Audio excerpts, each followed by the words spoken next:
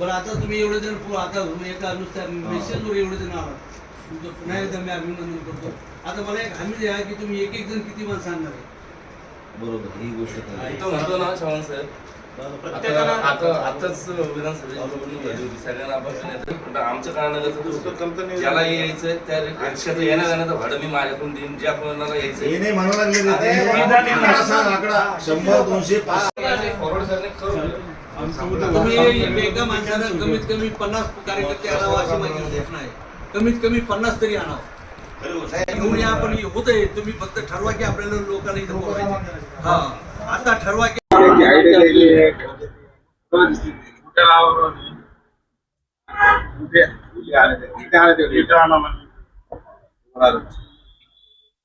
आम्ही हे आता इथून गेलं आपल्या वस्तीत जातील.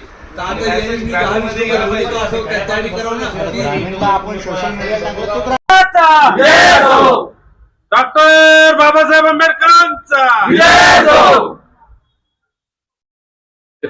काय बैठकीत ठरलं तुमचं? परभणी येथे बाबासाहेबांच्या पुतळ्याच्या समोरील संविधानाची प्रतिमा एका माणसानं काढली आणि त्याचा निषेध करण्याच्यासाठी परभणीमध्ये मंडळींनी मोर्चा काढला.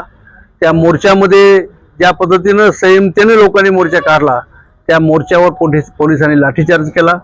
त्या कॉम्बिंग ऑपरेशन रात्रभर करून आमच्या लोकांना मारलं आणि पोलिसांनी त्या घटनेचा निषेध नोंदवायला गेलेल्या माणसावर ज्या पद्धतीने अन्याय केला त्याचा आम्ही निषेध करतो. ते पोलिसांनी आता संविधानाचं प्रतिमा तोडली, त्याचा अपमान केला.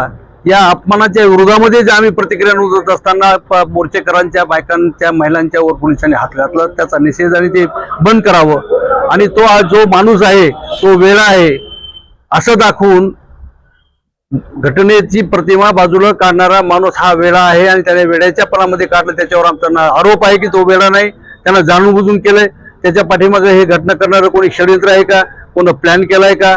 जाणून बुजून बाबासाहेबांच्या चळवळीच्या मंडळीला वेगळं चिथावणी देऊन दंगली घडवणं आणि अशांतता निर्माण करणं असं कोणा जातीवाद्याचा कोणाचा हात आहे का हे पोलिसांनी शोधून काढावं. त्याच्यासाठी उद्या आमच्या सर्व इथल्या आंबेडकरी विचाराच्या सर्व मंडळींनी आता आम्ही मिटिंग घेतली आणि उद्या 11 वाजता आंबड चौफुलीला आमचा धरणे आंदोलनाचा कार्यक्रम आहे.